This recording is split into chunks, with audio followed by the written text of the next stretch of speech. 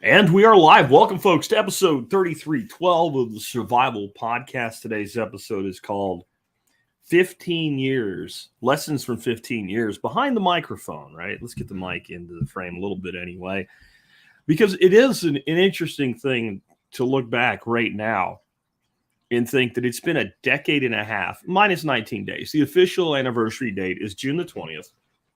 I'm doing this episode today because we released tickets to the 15-year anniversary celebration today, and that celebration will be 1 month after the official anniversary. That'll be on July 20th. It just seemed fitting to do the two together. And I want to point out real quick here, as we start live stream, if I'm seeing people come into the live stream, when you are on the live stream and you want to ask me a question and I do not have a guest with me, it is imperative that you put your first couple words in all caps. Because if you don't do that, I only got one good eye as it is. I'm multitasking here. I may not see it. StreamYard has a really cool feature where I can just click a little star and it puts you into a queue and we answer your questions at the end. So please remember to do that for me if you can. Just first couple words is all I need in all caps. That's pretty easy to see out the side of my one good eye, and I can go ahead and do that for you. All right, so yeah, we're going to go through time today. We're going to start off at the very beginning, how the show was built across time. We're going to talk about the early years of podcasting, because the early years of TSP were actually the early years of podcasting as a thing. We're going to talk about some of my proudest moments from the show and biggest victories, some big mistakes and some lessons learned. Not everything went off without a hitch.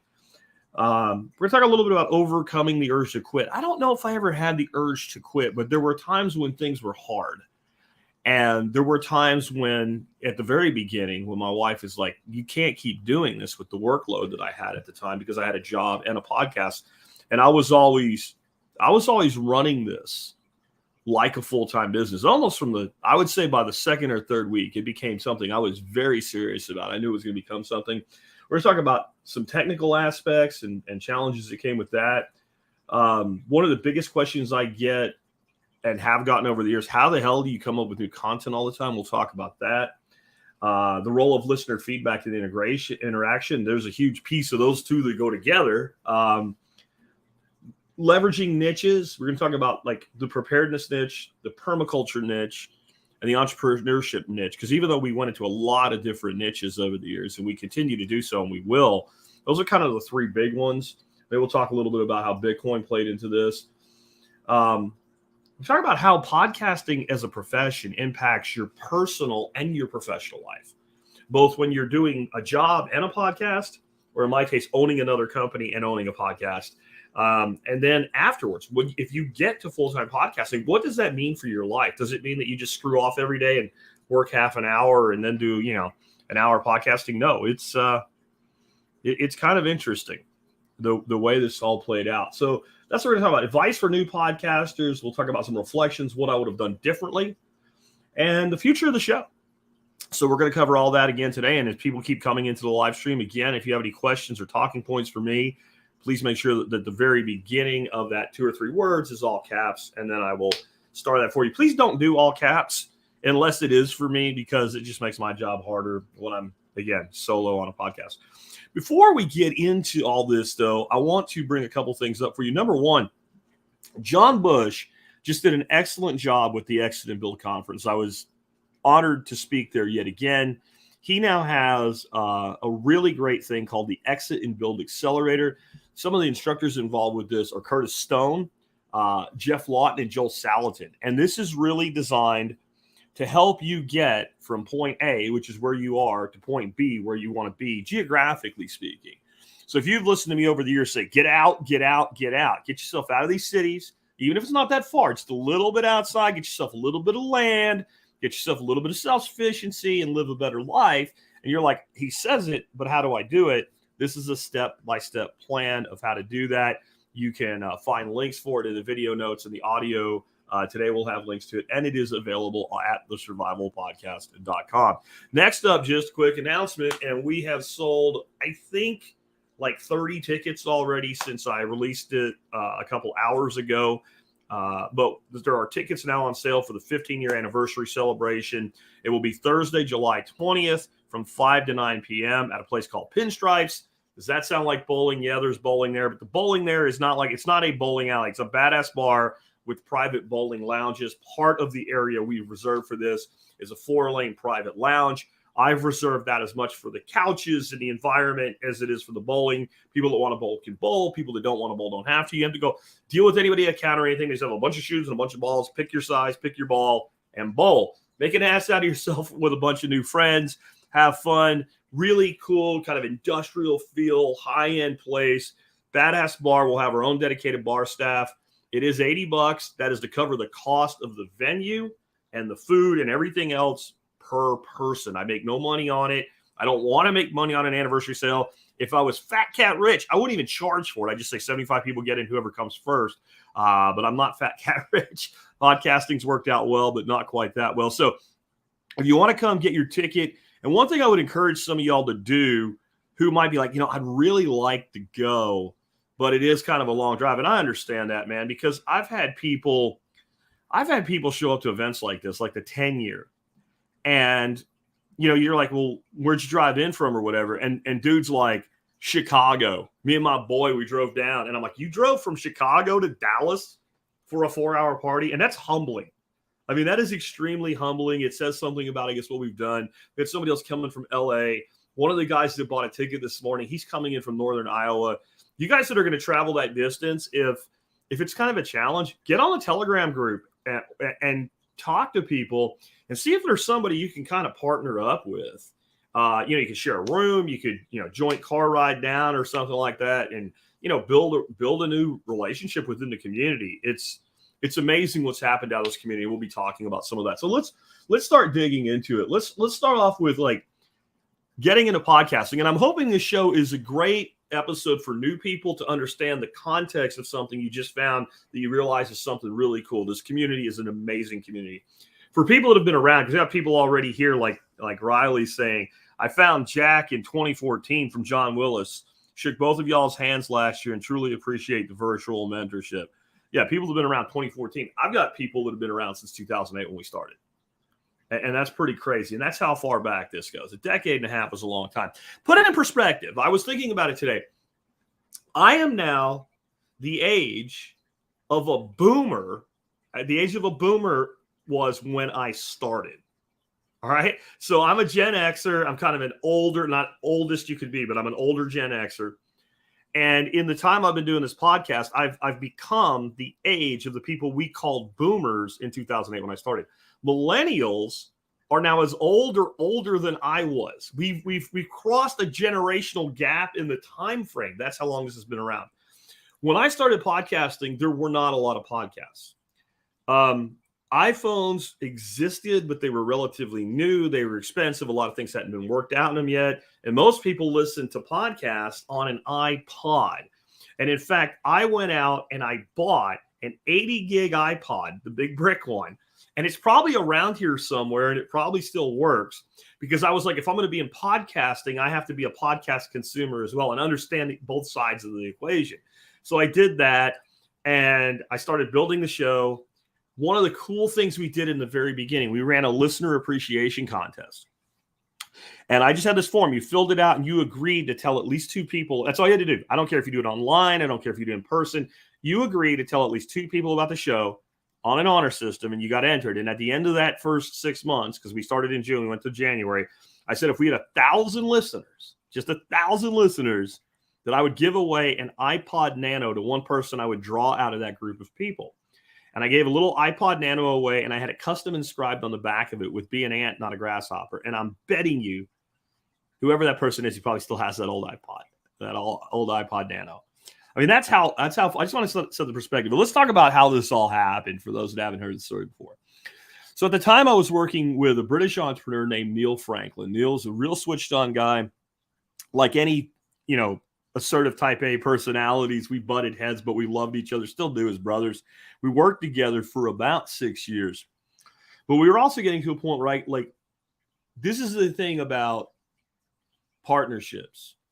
if you're going to have a partnership, we're going to talk in a minute how about some of my regrets or creating partnerships that I probably shouldn't have. But if you're going to have partners, you want a partner that plays against your weakness well. So you don't want partners that have the same weaknesses. Neil and I were the same person. We had the same weaknesses. He was just more eccentric than me. And the way I would describe Neil is he was the kind of guy that if you take him fishing, you go out to a place that always produces for you, you throw out some marker buoys, you throw the trolling motor in, and you just start fishing, and you haven't caught a fish in the first 5 minutes. He wants to pull the lines up and go fish somewhere else. Except he did that with marketing, which drove me nuts because we haven't done this long enough to get a test result so we can start refining it. And so I was getting to a point where like, maybe this isn't what I want to do anymore. We had also just established a new company. It was called Franklin Spirko Media, and we were taking clients for marketing. So against his, but the good part about that was he goes, well, you run this and I'll just stay out of the way and you just keep performing as COO of this other company. And you do run both companies. So I'm running two companies. One is the president, one is the chief operations officer. And I'm going to start a podcast. And the way we start the podcast is I'm also like lead sales guy for the new company because I hadn't found a sales guy that could, sell water to a guy in a desert yet. And so I go out and I close this sale. It was like a $30,000 sale to do first year of marketing, website development, and a podcast for a financial advisor. Right? And a lot of you guys know I call financial advisors financial liars, and many of them are. But I get the contract. He signs. He gives us a deposit. I take it back to my lead web developer and go, here, do this. He looks through it and goes, I can do all of this. I have no idea how to set up podcast feeds or anything like that yet. And it was really simple. You install the plugin to WordPress, just like we all did. But I was like, don't worry about it. I've been kind of kicking around an idea in my head about doing a podcast myself. And there was a little piece of me that was maybe this is my out. Maybe this is my walk away thing. Now, I built a lot of side businesses. Some made a lot of money. Some made a little money. Some completely failed. The ones that made a lot of money were so grabbing onto a trend that when the trend ended, they ended. For instance, right before this period of time, I was making a shitload of money running Google ads on little niche websites. And then Google changed the whole way that paid out. So I went from like 1 month knocking down like a $12,000 commission to the next month being $2,500 to the next month being like $500. So I had in my head this idea that no matter what you do, there's always the potential for it not to last. But if you want it to last, it needs to be for yourself. And I started thinking about the fact that my whole life up till that point, and it's hard to imagine, but I was in my mid-30s. And I'd been working my ass off my whole life, it seemed. And I came up in the corporate world really fast for a dude without a degree. And so I had ended up having, a lot of speaking engagements. I would stand in front of rooms of 100, 200, 300, 500, a couple thousand people sometimes. And whether it was a technical explanation or whether it was like a marketing presentation or something I had done, and I really enjoyed speaking. And I enjoyed the interaction with the audience. Well, maybe I can do something with this. And so I was like, well, do I do technology? Do I talk about SEO and web marketing services? And I realized I didn't actually give a flying crap about any of that stuff. It was a means to an end. I had learned SEO so I could make money. I didn't learn SEO because I loved SEO. I didn't learn SEO because I loved algorithms and, word counts and meta tags and link algorithms. Like, I didn't really care about that. I was just kind of a smart guy and knew that if I got people to go a place, I could make money with them. So I don't want to do that. And I started thinking about, what do you care about? And number one was teaching. Actually, before preparedness, survival, any of that shit, I want to teach. And then I said, but I also want to teach willing students. I don't want to beg somebody to freaking come to me to learn. I want to teach my way. And if you don't like it, go screw it. And if nobody listens, nobody listens. That was literally how I felt about this. And so I slapped this little site together. I did some research on the niches, and I was like, there's a financial crisis coming. This is 2008, before the crisis hit. I knew that was going to happen because I was tying into Neil's financial advisors and investment managers. And these are the people you don't get to talk to unless you're worth, 30 or 40 million bucks. So I knew this was coming. We had restructured the entire company conglomerate to be prepared for a recession. And I'm like, so that's important, but I love gardening. I love fishing. I love hunting. Hard times are coming. Hard times always show up for some people. I've always kind of been a prepper at heart, even though I didn't call myself that way back when we lived in rural PA. You just were a prepper because if you didn't do it and something went wrong, then you suffered, right? So I'm like, this is going to be a hot niche. This is going to fit. It's an umbrella for everything I want to do. I found a domain name, thesurvivalpodcast.com. I paid my web developer out of pocket to create the first image of Val, which is the logo that we use still today for the Survival Podcast. And I threw together a crappy site, and I took a MP3 recorder, for those on the video, about as big as this remote control. That's all it was. And a cheap Plantronics headset. And I got in my car, and I started doing a podcast. And I would get to work every day, get off the road. Being an owner has its privileges. I'd go in my office and close the door. Nobody would come in there unless they knocked on the door first. They knew better. You anger the jack early in the morning, bad things would happen.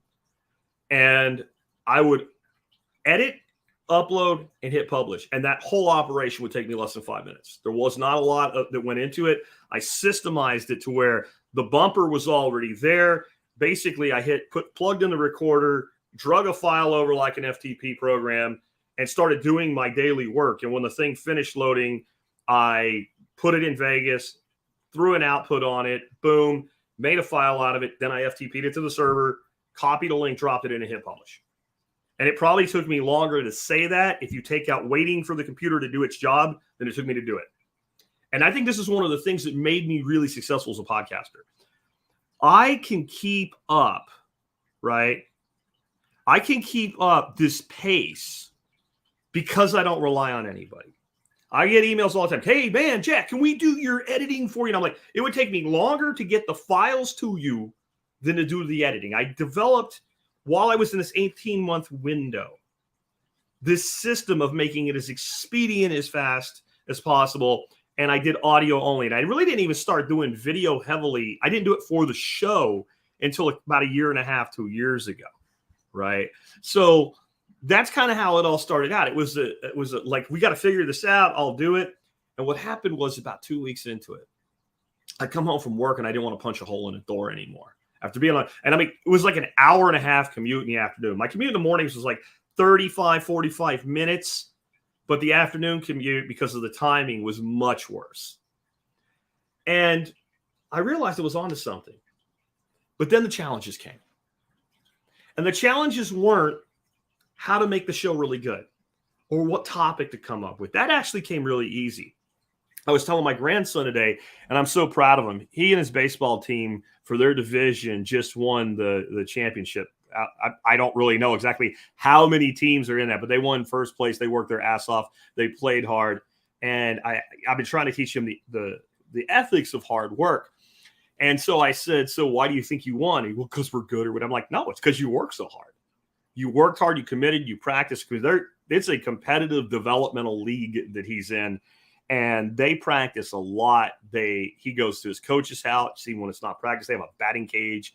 He's a pitcher. Like, he works really hard. He's here every day working on that. And I've been trying to get him to see the correlation between hard work, success, and happiness. So I told my wife started telling him about how if there's video of you, you should watch it, and you should watch it as much for what you do wrong as for what you do right. Well, that's what I was doing with the show when I was in the car. I'd record it in the morning and listen to it on the way home. And a lot of times I could listen to it twice. And I would make mental notes of every placeholder, every mistake, everything that I said. I didn't really mean what I said. And I improved it over that year. But the toll of that was that I was literally getting up at 3 a.m. and doing all my pre-show work for that day, hitting the door at 6, and then spending all that time on the road. And I'm going to have to do something I don't like doing during live. I'm going to have to go let a dog out so she doesn't take a dump in the house. I will be right back. I am sorry. You're staying out.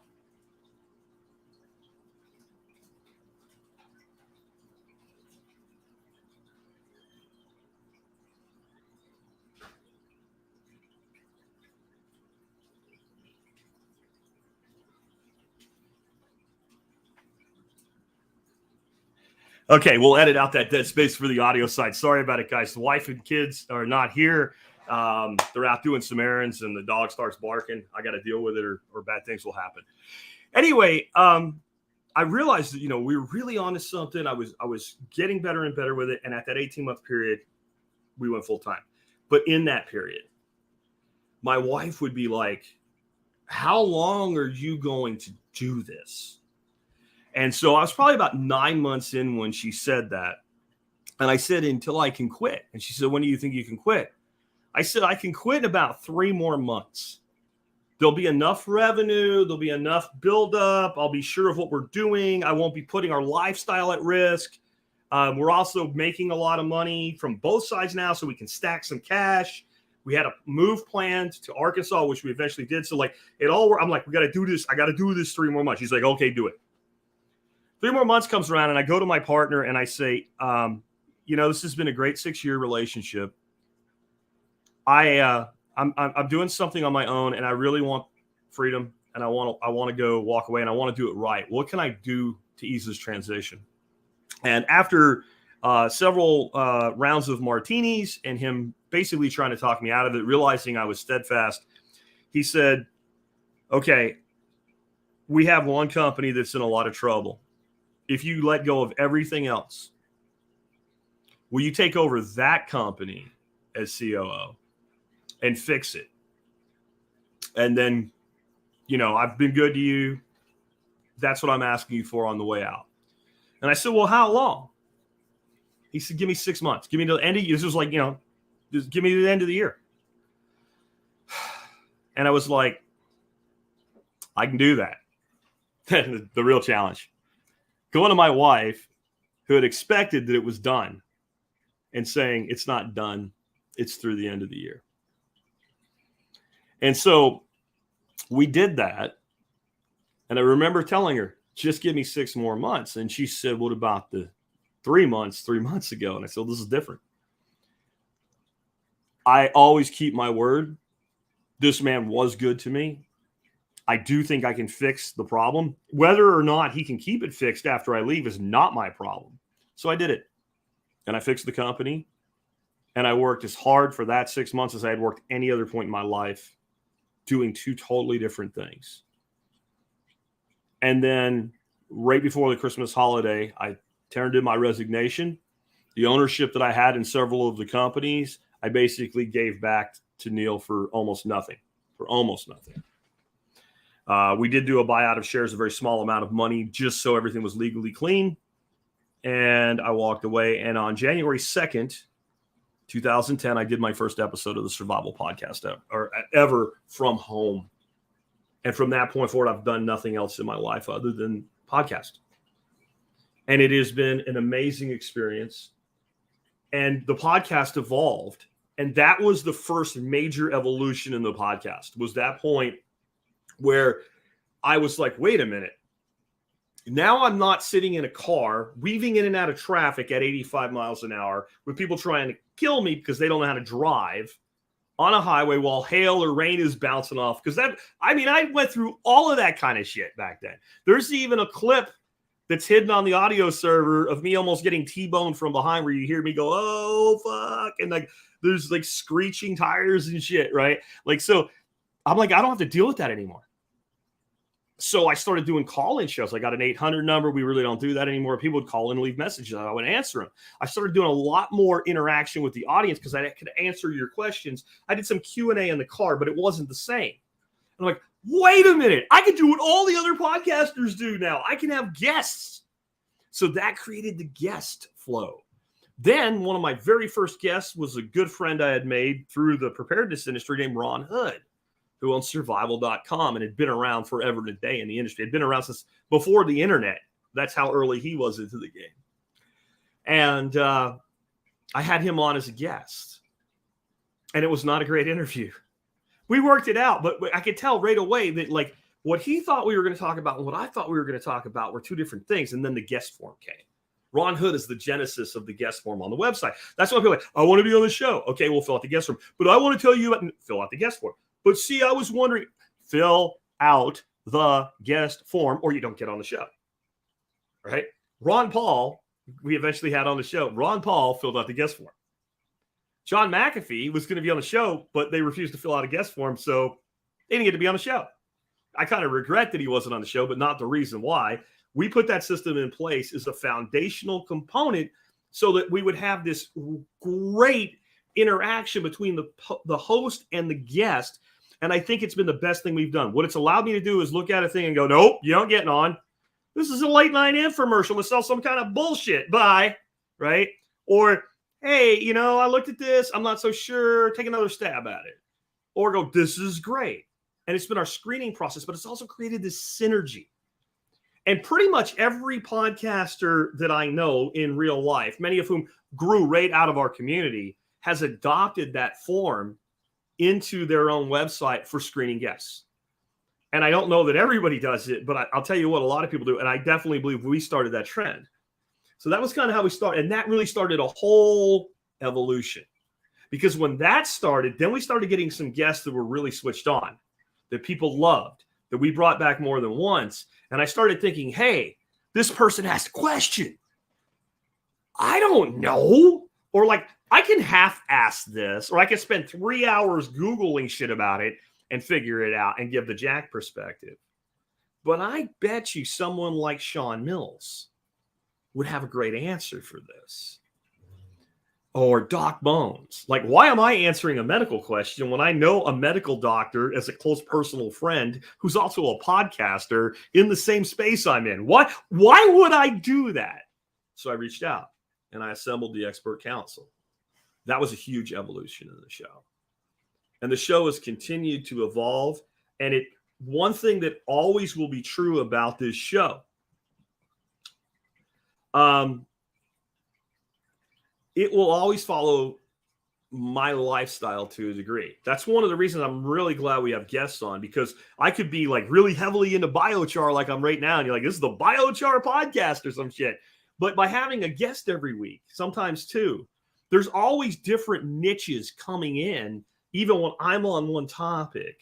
And then I try to always stay varied with topics. I try to occasionally bring in the current event stuff and all that you guys, that's the most popular shows, honestly, that you guys want to talk about or hear about.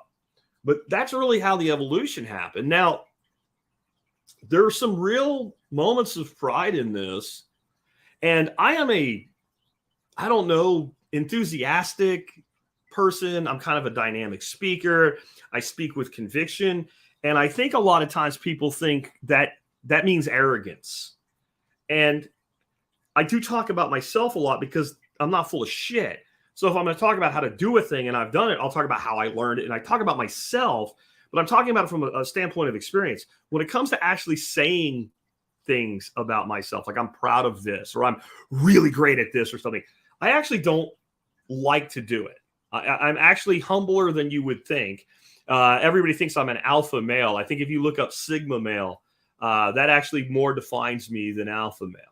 And I think it actually defines people that I'm really good friends with more than alpha male, that other people think of as alpha males, like John Willis over at SOE. I think if you read the profile of what that person is, they're basically, I don't really want to be in charge, but if nobody else is capable, I'll do it. Otherwise, I just want to live my life and be left alone. But they're also the person who'll crack you in the teeth if you need it, right? So they're not anywhere near the beta side. They're just less, the alpha tends to want to control things. And so I'm kind of this Sigma male, which is actually, so you get taken one way and you are another. So when I say I'm proud of these things, I have to make myself do this. But I also think it's kind of important to the storyline. So some of my proudest things include things like the fact that people are literally alive today because of this show. And that's a huge, almost grandiose sounding statement, but it's true. And I remember the first time that ever was made real to me. It was pretty early. It was about 2010, I'm guessing, or 2011 at the latest.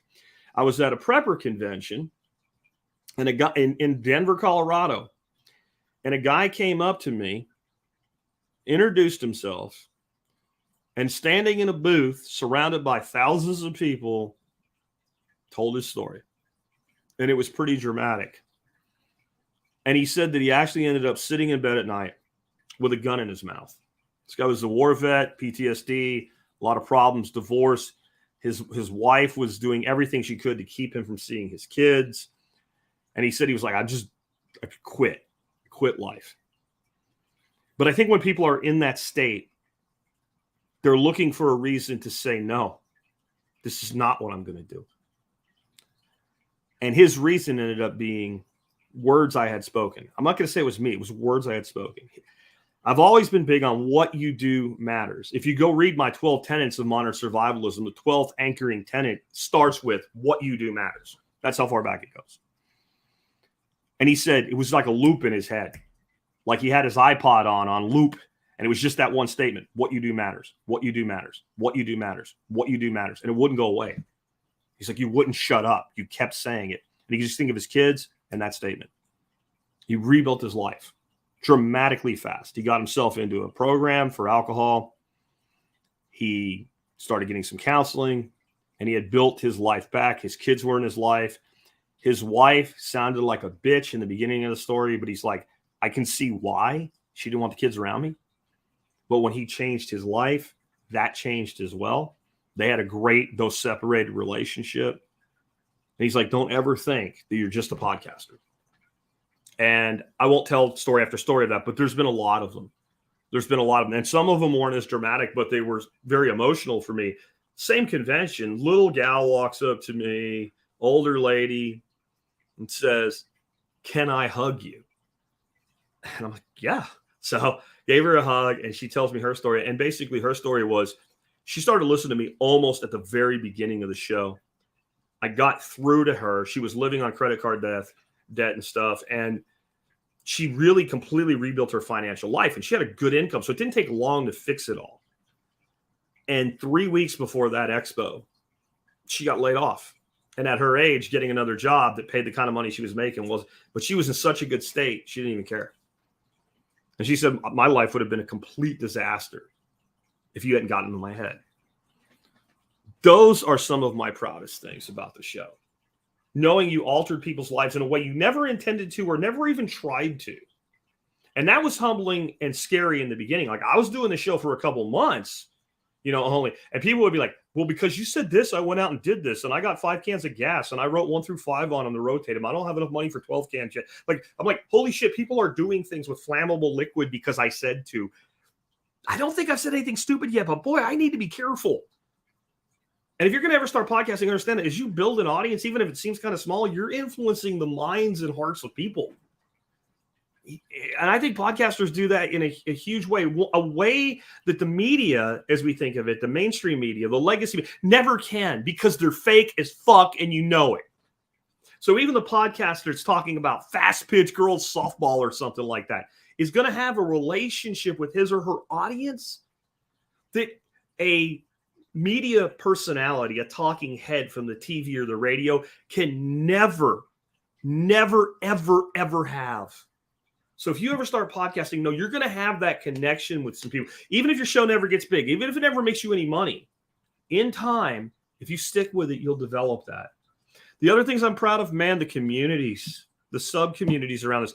The fact that I do a workshop once a year on my property that we charge $500, $600 for, depending on what we're doing, and it sells out in less than half an hour.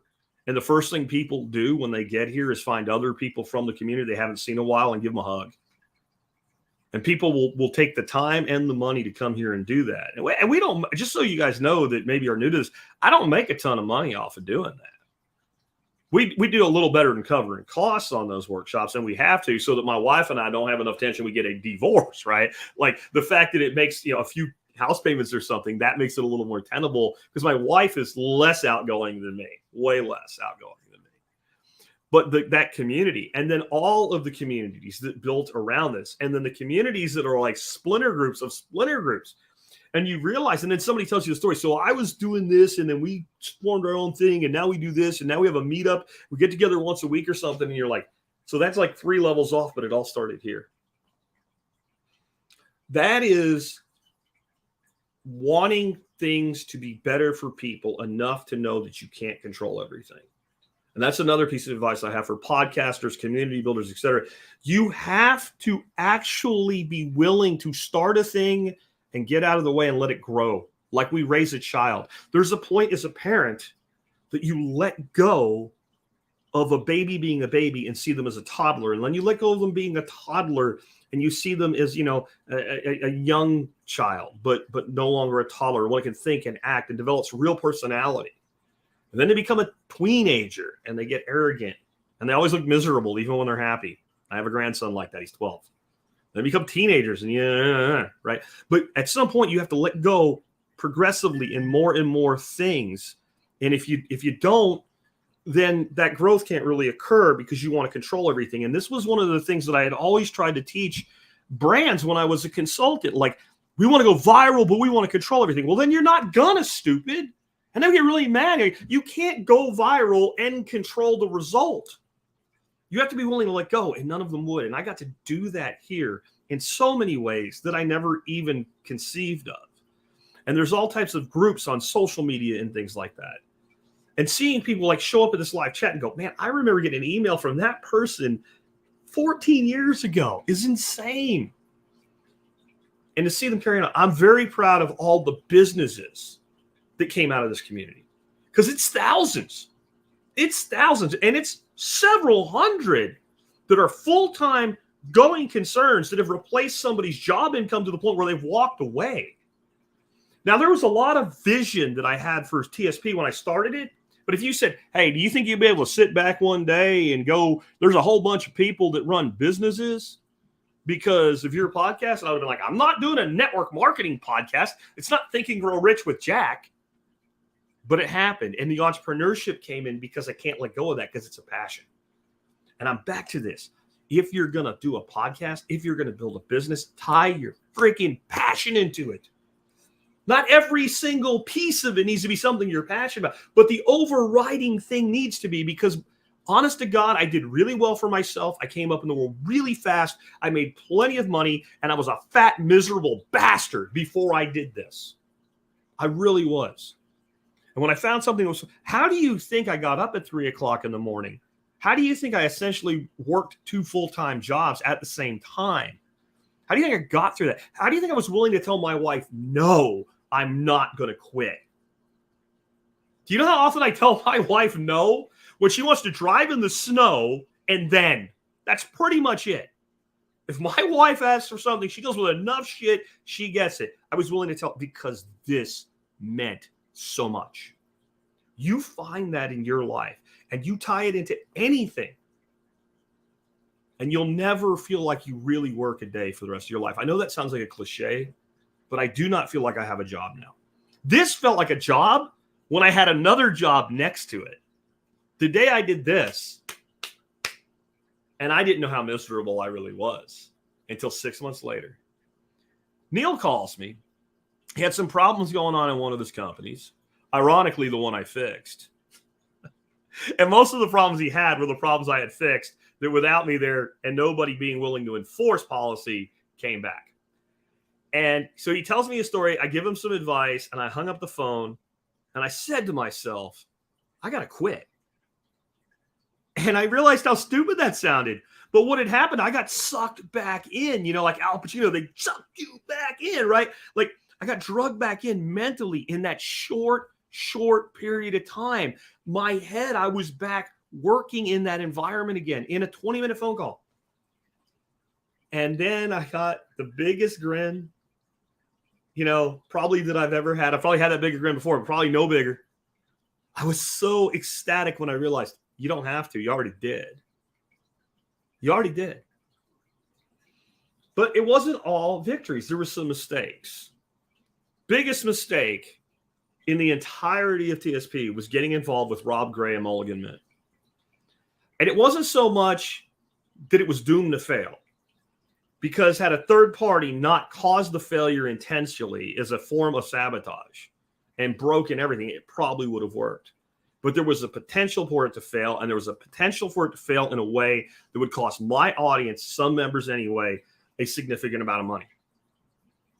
And I got way too entwined with that, and it did cost some of my audience thousands of dollars.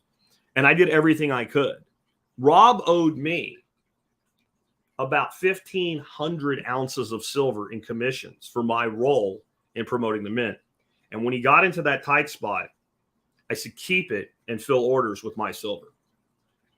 There wasn't anything else that I could do at that point, but I could have not gotten involved in the first place. And honestly, in a startup business like that, in a business that's such a thin margin business, I probably never should have. And I know for a fact that hurt me with members of my life. I lost people I'll never get back. Perma Ethos was good and a mistake. And it's a big part of partnerships. We had partners in that business that didn't actually do anything. We had partners in that business that provided property and then spent money foolishly because they're not the ones that actually raised it. I was. The whole idea of Perma Ethos was supposed to be a community, and it turned into just a farm that people could go wolf at. I got talked into it because I wanted so badly to prove what could be done that I was willing to do it in a way other than the way I'd originally conceived. And I should have done that. And I made a mistake. And I think anybody that got involved with it, that, you know, paid for a PDC, they got a good PDC. They got a certification if they actually completed it. Now, I will say that, in fact, even though some of that was a mistake that's on me, when I get an email like I did 2 weeks ago from a person that wants to know why they can't complete their PDC and get a grade on it right now, when the other partners and I all sold the company off to Josiah 6 years ago, I don't feel a big obligation to that person today. Okay. But at the time it was kind of falling in on itself. I did. And I did everything I could to try to right the ship enough so that people could at least complete their PDC, and $300 for a PDC is a deal. And so I think it worked out from a standpoint of getting an education. And Nick Ferguson's propagation course was part of that. And that worked out for people. And I know people running businesses because they took that course today, propagating class. So in the end, it worked out okay, but it was a mistake. And it also hurt me. And those were two big visionary ideas I had that, because, honest to God, I believe because other people were involved and I had a limited amount of control in both of them, they were not going to make it. Because I've learned, and the phrase I used to give to Neil, and I had to still learn the lesson for myself, you can't breathe for somebody. You know, CPR aside, right? Like, you can't be yourself inside another person when you give them something to do. They won't commit to it like you will if you're that person that will commit 100%. And if you're doing your own thing at 100%, you can only break so much off of yourself to give somewhere else. And when you take somebody not as committed to you, who's in that same break off a piece scenario, it doesn't work. I highly advise you to stay far away from partnerships unless it's a 2-entity partnership and both of you are full-time every day in the enterprise. Otherwise, you know, and if it's, you're doing real estate flipping and somebody's loaning you money and being the cash, that's different. I'm talking about active role in a business. Unless you're both totally committed, it's going to be a terrible, terrible result in the end, and you'll wish you didn't do it. And just remember, a partner can obligate you because they say, yeah, we'll do this, or we'll pay this bill, or they'll buy a thing out of company money, and you're on the hook for it as much as they are. They can go out and extend, like, be careful with the partnerships. That's probably been my biggest overall mistake, is partnerships. Consistently generating fresh content has been something that you guys have done that more than me. You know, you guys have been the ones that have continuously pushed me to come up with new ideas, fresh ideas, and new content. But the other thing that's done it is the fact that I decided to do this in a way that tied my lifestyle directly to the business. I realized early on, if I thought something was interesting to talk about and I felt in any way that it fit the topics that we talk about, do it. And I realized that early on because I would do some episodes about gardening, unusual fruits, things like that. And I would think, do people that are tuning into a survival podcast really want to hear about jujubes, right? Or, you know, edible hawthorn or something like that? Do they really, or, you know, Nanking bush cherries or something like that? And I did get a few people like, what are you going to teach me next? How to make a pie? This is a cooking show or whatever. Yeah, shut up. Because they were the most popular shows. Because people were like, well, I can do this. You tell somebody, you know what, you need to get out of debt. Even though they can do it, it's a long process. You tell somebody how to plant a garden or 5 different shrubs they can plant to produce food. They can literally go buy the shrubs, dig a hole, put them in it, water them, and even if they're not perfect, they get a result. So one of the ways to always generate fresh content is not be afraid to go into things that you think are a little bit to the side of what you're talking about. It's why when I discovered Bitcoin, I wouldn't shut up about it. Right. And it's why I've done entire episodes on how to build a business. Or Steve here is saying he loves to cook, or on how to cook. Yeah, you do a cooking show and people are like, well, what does this got to do with survival? Do you store food? Yeah. Do you want to eat food that tastes like shit for 15 years when you're living through the apocalypse? No. Okay, then you better learn how to cook. Also, I promise to make your life better if times get tough or even if they don't. That was the show slogan. Like, the show slogan is the worst and best marketing phrase I've ever come up with. It's actually terrible. It is a terrible marketing phrase. I would have never given it to a client as a consultant, helping you live a better life if times get tough or even if they don't. It's too long. It's clunky. And everybody that goes to say it, and I know it's weird to me that there is, but I know there's a little apprehension or nervousness when somebody meets me for the first time and they're talking. But everybody that tries to say it, like, well, I love your thing, and then they try to say that phrase and they can't say it. A good phrase, a good byline is something, once it's in your head, you can't get rid of it. Coke, the real thing, before Coke went woke, right? Stuff like that, Hertz, we're number one. It's short. It says what it is. It does what it says, and it sticks in your head. But when I thought of it, I'm like, there's nothing that fits better what I want to do. So if I thought that it was a component of lifestyle design for that better, more resilient life, I talked about it. And that makes it dramatically easy to come up with new, fresh topics and content. Where if you're doing a podcast on chess, well, if it's the chess podcast, you better be talking about chess players and chessboards and stuff. I think you can still do it. But I think that having something with a broad enough umbrella that you can literally talk about anything. I've talked about how to train dogs. Well, how's that a podcast for survivalism? Do you have a homestead? Yeah. Do you have a dog on it? Yeah. Do you want your dog to eat your chickens that you're relying on for eggs? No, then shut up and listen. Right? Like, literally anything fits. And here's the secret. And some of you know this because you've heard me say it before, but a lot of people don't. The survival podcast is not a survival podcast. The survival podcast is a lifestyle design podcast. That's what we teach more than anything else. And by the way, the most popular tag that people use on the site to find shows within that niche that are so in that niche that they get a tag that says they are is lifestyle design. Lifestyle design are the most popular shows overall in 15 years. And even though they all are, but that really opens up everything. And then being willing to listen, being able to accept the fact that you might be wrong about a thing, because there's a lot of stuff I'm like, screw that. And then you look in and you go, well, maybe this person has a point. Maybe this person has a point. Maybe I should dig more into this. And then when you dig into it, you either find out you were right or you find out they were right. When they're right, that's interesting. It's very interesting to me. When I'm like, oh, that's stupid. And then I look into it and go, oh, gee, it's not stupid. Now I'm really interested because now I have an opportunity to learn and grow and then share that with you.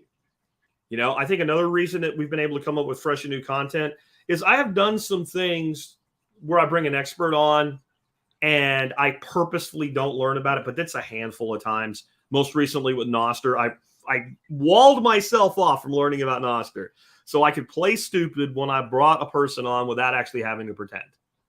But most of the time I learn about a thing and I talk about it simultaneously. So I'm willing to talk about a thing. Well, I'm really new to this. I don't know that much about it yet. And then that way we can kind of grow and learn together. And I think a lot of people are freaking scared shitless to do that. To be like, I don't know. Like, they're fine doing it with a guest. But to come on and go, well, I just discovered this. I've been playing with it about 2 weeks. And I'm just sort of figuring it out. There's a lot of shit I don't know. But here's what I've learned so far. You got to have some confidence to do that. But the thing is, you really shouldn't. You build a good audience, they're like, well, this is awesome. This is awesome because he's admitting he doesn't know. Where so many people want to act like they know. K-Bonk asks if I'm taking questions. Yes, in all caps, please. If you want to ask me a question or a talking point for when I finish with my bullet points, put your first couple words in all caps and we will star them. I think we've got like only 6 in queue right now, so there's room. Yeah. Now, technical aspects were never hard for me. And I think this is a good piece of advice for anyone on the podcast. I never made them hard. I'm sitting here talking into a Blue Yeti microphone that you can buy right now. I think I paid $119 for it. It's plugged into a USB port on a MacBook, and I'm using StreamYard. Now, StreamYard, we'll get to in a second. That was an evolution. Before that, I used Audacity to record. And I used this microphone right here. This is the original TSP. Actually, this is the second TSP microphone. This is a Samsung CO1U. There's a guy that started a podcast back before I had a good microphone. And he was like, your audio sounds like shit. I'm not ever going to use this thing. If I ever do start a podcast, then what I'm going to do is I have plenty of time. I'll be able to I'll be able to just buy another one. I'm just going to give this to you and you have to take it. And I used that for a long time and it kind of crapped out. So I bought another one just like it. And when I started running dual machines, I decided to upgrade my mic and go to this Blue Yeti. And it's also the case that this particular one is so old now, they don't make it anymore. So there's so many podcasters that they have mixing boards and they have an audio engineer and they got all this stuff. And they're so worried about having perfect quality. And they encode at like 128 kilobits. So a 1 hour podcast is like downloading a freaking movie damn near in size. And I was like, 32 kbps is FM radio quality. Millions of people listen to the radio every day, and it's good enough for that. It's good enough for this. It'll make downloads easier.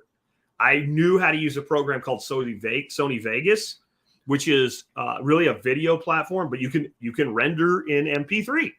So I didn't learn a new program. Even though I recorded in Audacity, I just pulled the file in, rendered it out. I learned about a free program. I still use almost all this today called Levelator. And so you take the file as a WAV, you put it in Levelator, it levels out the volume, you pull it into Vegas, convert it to an MP3, and publish it. I didn't make it hard. So there were not a lot of technical challenges. I also know what I'm good at and know what I'm not good at. You know what I'm not good at? Friggin' design. So I slapped together a shitty website with a stock image on it and had my designer force in my logo for the first version of the site and said, that's good enough. It's good enough. Don't give a shit. It doesn't look great. I'm worried about people listening to me, not looking at me. After, you pick up a couple thousand listeners, like, okay, now I'll invest in redesign of the site. So I did. And I didn't try. I did not try for a second to do that myself. I'm like, I have enough shit going on. Paid somebody to do it. So the things that were difficult to do, I just paid somebody to do, got it done, especially things that didn't need to be done over and over and over again. How often do you redesign a website? If you're good at it, not often, right? So, you tell a designer what you want. They make you what you want. You put your site up and you go on. You pay somebody $1,000 for that. You saved way more than $1,000 worth of time. So I never had a ton of technical issues. And you guys helped. Like the Levelator program, which is free. You just download it and drag a WAV in it. And like some of these emails, like your audio goes up, especially once I started having guests. When I started having guests on and they have different mic levels and all, and you're not sitting there with an engineer with a board. Like, so they just said, hey, just this thing's free. Just download it and use it. So you guys told me how to solve all my technical problems. And so I didn't have a lot of technical issues. And I think, again, it's because I didn't make a lot of technical issues. I don't try to have, foam egg crate on the walls around me. I don't care that you might hear the tinkle of one of my freaking fish tanks when the level gets a little bit low, or the dog barks. And it is what it is. It's real. It's not fake. And I won't try to make it fake. And I think one of the reasons that a lot of would-be great podcasters never get great, they think it's about production. It's not about fucking production. Just my hard advice to you podcasters that have your third episode up after 4 months and you're still dicking around what freaking audio board you need. It's about passion, it's about content, and it's about consistency. And those are the 3 reasons it's 15 years later and I'm still doing this. Passion, content, consistency. You have the passion, you will be consistent, and that will give you content. Because that's what people want. The hardest thing to get from people today is not their money. Money's freaking easy to get from people. You have something of value, they want it to give you money, you take the money, you give them the thing of value. It's that simple.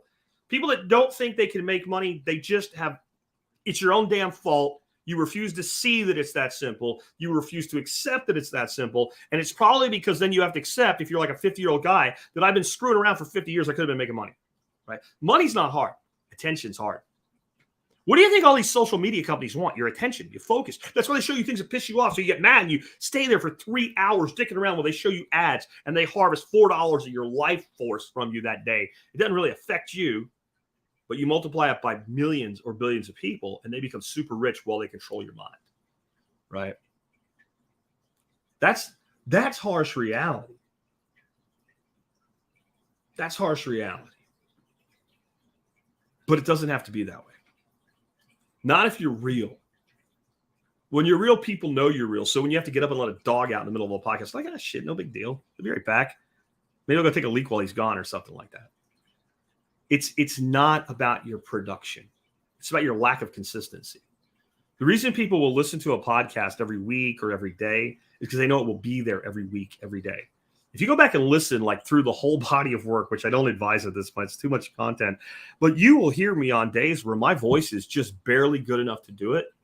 You'll hear me on days where I'm sick and my voice is off, but I go through it and I punch through it. And that's because I knew I can't count on you unless you know you can count on me. That's good advice for your kids. That's good advice for life in general, but it is survival advice for podcasting or any content generation business. If you're not consistently good at what you do and consistently reliable at what you do, you're not going to have anything. My nephew and his wife run a business. She's an Instagram model. Everybody thinks that's so easy. You know what they do? They do what I do. They do what I do, and they're not fake. They don't say she's single and she's up for grabs and crap like that, and they don't do porn. And they make a damn good living because of consistency. And they love what they do, and they've integrated their lifestyle into it. You actually can do that. They're probably the only people doing that particular niche that way, and that's why they're so successful at it. Because they're not doing what everybody else thinks they need to do. It doesn't matter what the niche is. The big niches, though, of this show have been preparedness, obviously, permaculture, entrepreneurship, and I would say within entrepreneurship, that's economics, investing, understanding money, Bitcoin, all of it. Like it all fits inside entrepreneurship. Because when you're an entrepreneur, you think totally differently about money, its role in your life, how you can earn it, how you can make it, etc. And so the preparedness niche was obvious because it's the survival podcast. You better talk about preparedness. But do you know, as a lifestyle design advocate, right, why I'm so big on preparedness?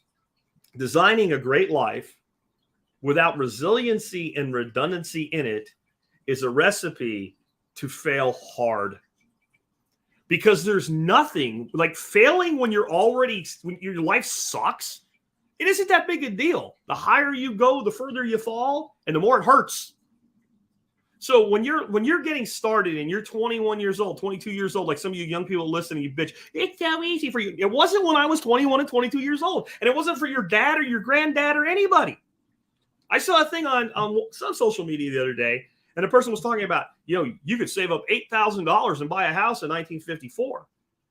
I said, oh, yeah? You know how long it took for a median income person? They're like, wages go up. That's the inflation you're bitching about, and median is better than half, okay? So it would have taken, I did the math, 24.24 years in 1950 to save up the house, the amount of money at 10% to buy a median house if you're going to buy it for cash, which was the implication made by the original post. It sucks for everybody. And you fail your ass off when you're young. And one of the things we've done with this artificial balloon bullshit we've put around kids today is they think if they fail, it's the end of the world. That's why your suicide rate of young people is higher than it's ever been in history. But if you're real about it, when you're 20 years old and you're broke and you lose a job, it doesn't really matter. You were broke before you lost the job. Go get another job. Shut up.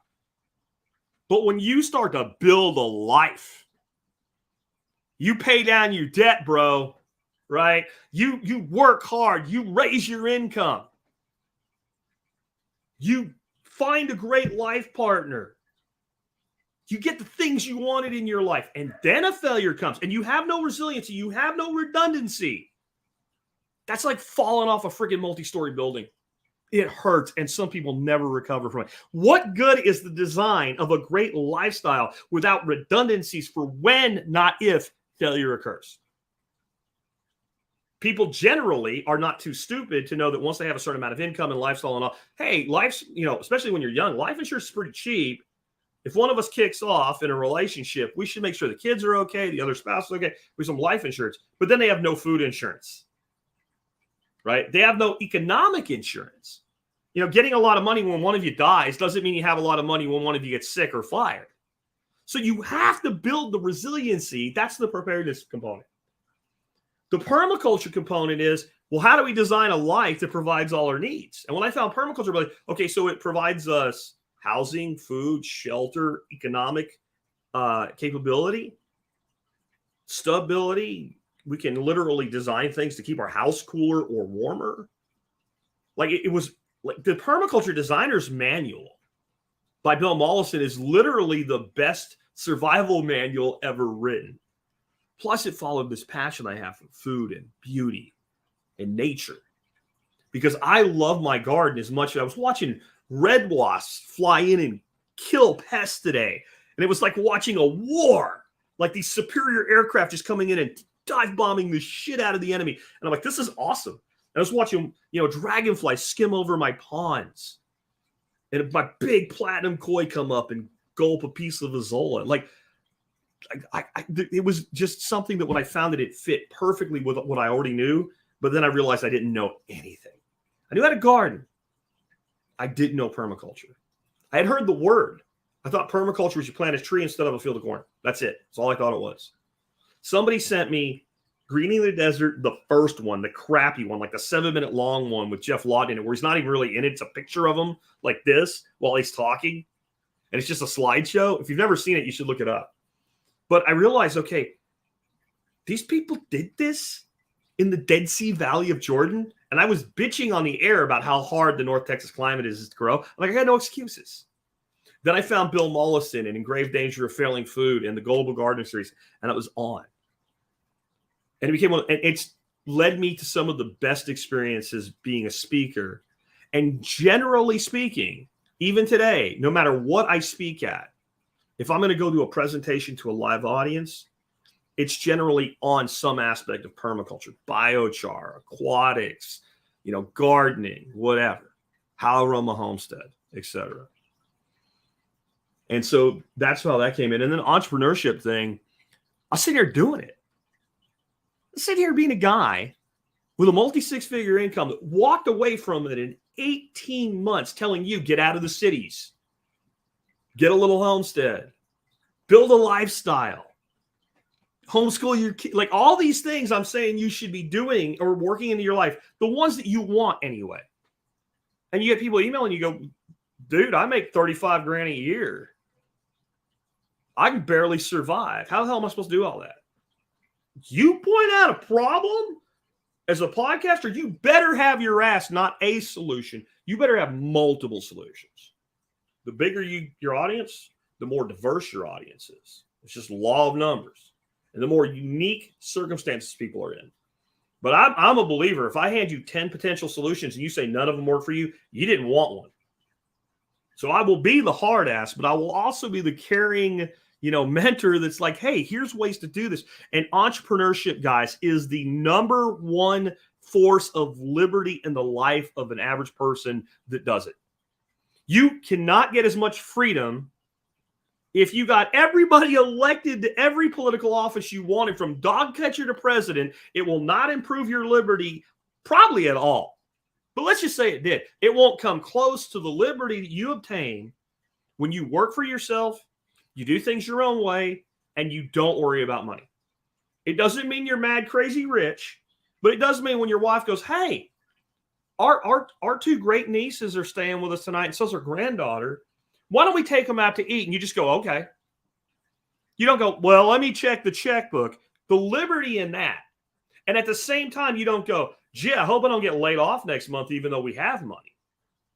The liberty from real entrepreneurship is, and everyone that does it says it, and they all say something else. I understood it intellectually. I didn't get it till I did it. Every single workshop, there's one or two people there that not just started a business, they just crossed the Rubicon, right? They just crossed that point of, I don't know if this is going to work, to, I just quit my job. And boy, I just went, ugh. I can't tell you when I hear that, like that's payday in a big way for me when I hear that.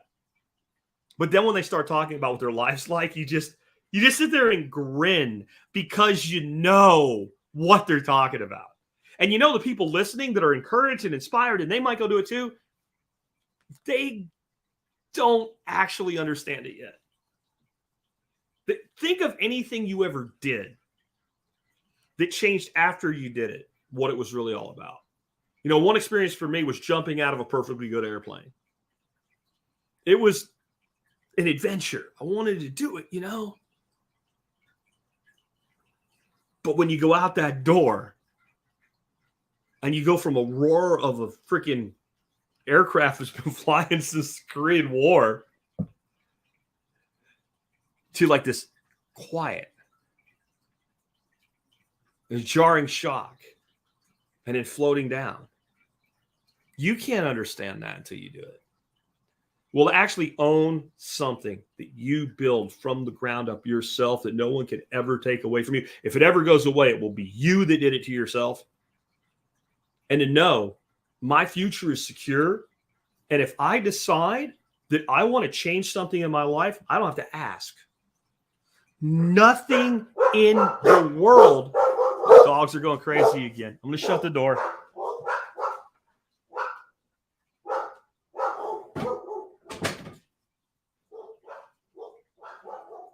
I think the family's home. All right. One more edit for the audio stream. All right. Nothing in the world will ever compare to that. Look at the freedom a person who owns a business, a real business, not they're a contractor, so they don't, technically work for anybody, but you get a job, you have to go do that job, right? Look at the ability. Like, you're going to see that, like, a lot of the people that come to the party, the 15-year party, now there'll be plenty of people that are employed too, but one of the reasons a lot of people can come because they didn't have to ask anybody. They're like, bro, I'm going to go. I'm going to call it a networking event. I'm going to write off the mileage. If I'm going to stay in a room, I'm going to write that off. If I go to the bar while I'm there and pay at the cash bar, I'm going to write that off. It's going to cost me a quarter of what it would cost the average person by the time I get done working this game. And I'm going to go do that. And while I'm down there, I'm going to visit so-and-so, or I'm going to cruise on down to the coast after my jock's party. I'm going to go fishing for a week on the beach. You don't have that liberty until you create it for you in your own life. So the entrepreneur thing, well, I'll put it this way. Back in the olden days of TSP, before, Facebook and Twitter and all these different social medias took off, and people actually used old school forums, we had a forum. Eventually, we got rid of it because it wasn't being used enough to be worth the resources necessary to maintain it and deal with spamming and stuff like that. So we kind of shut it down. It's in an archive mode. You can read everything that was ever put on it. But at that, in the beginning, it was something that I was very active on. In fact, I was like 3 months into the show, and people from the audience reached out, and they were like, you know what? You're going to give us a forum. Not we want a forum. Like, no, you need to give us a forum. I even had some early people that offered to moderate. We'll moderate, but you will do it. So I learned how to build a Simple Machines forum from the ground up. Built it, configured it, and what have you. And once I got that done, turned it over to those moderators, and I was on there, and I had a little icon of a character that a guy wrote into like a graphic, comic novel that was based on me. And I ended up making that my icon on the forum. And the catchphrase underneath it was, liberty is precious. Fight to keep it. That's what I put, underneath it. That was kind of my slogan for my character on the forum. Liberty is precious. Fight to keep it. Well, if you're going to say that, then you better, again, solutions. How do I get more liberty in my life? Because it ain't voting. It ain't ballot initiatives. It ain't none of that shit. It's you are within a system that is predatory. And you need to get into a position where the predator has the least access to you. And the predator doesn't just take your money or your freedom of movement. It sucks your life freaking energy. That's what the predatory system of the oligarchy really does. A person ends up giving the best years of their life, 20 to 70, with a dream that one day I'll walk down the beach like that commercial from American Express Financial Liars and live those last years of my life. Great. You want to live the best years of your life? Great. Build something of your own. Now, I know entrepreneurship's not for everybody.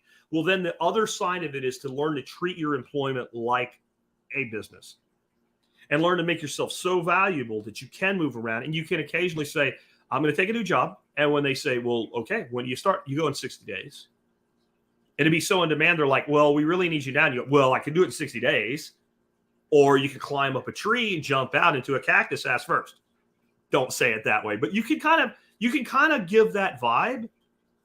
And I'm telling you, like, that's the best way in the world to make yourself desirable is for the party that wants you to come work for them to realize you're not afraid to say no. In fact, you're this close to saying no right now because you heard one thing you didn't like. Your stock value just went through the roof buying on a future of you. Why would you take that 60 days off? I don't know. Maybe it's 90. I don't know.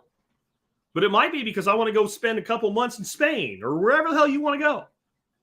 You can do that with employment. You can do that with a business. I think it's a little harder with employment. But if you just, there's nothing you can't design into your life. The only limitation is right there in that 3 pounds of gray matter in your cranium skull. That's it. I know that sounds like it's easy to say once you've done it. You know what? You're absolutely right. It's easy to say once you've done it.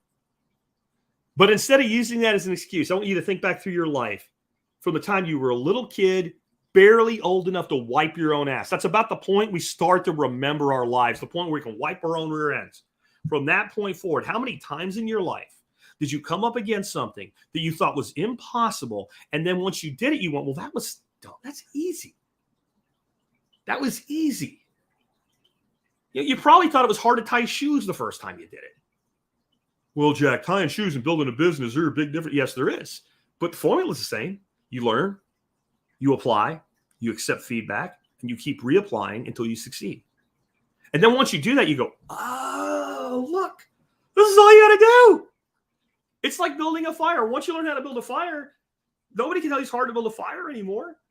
Well, everything's wet. Well, here's a cedar tree, and I'm going to scrape some stuff off that, and I'm going to use that as my tinder. And if I get enough flame, even the wet shit will burn. Yeah. Like, and then the person says, well, it's hard. No, and you're like, no, it's not.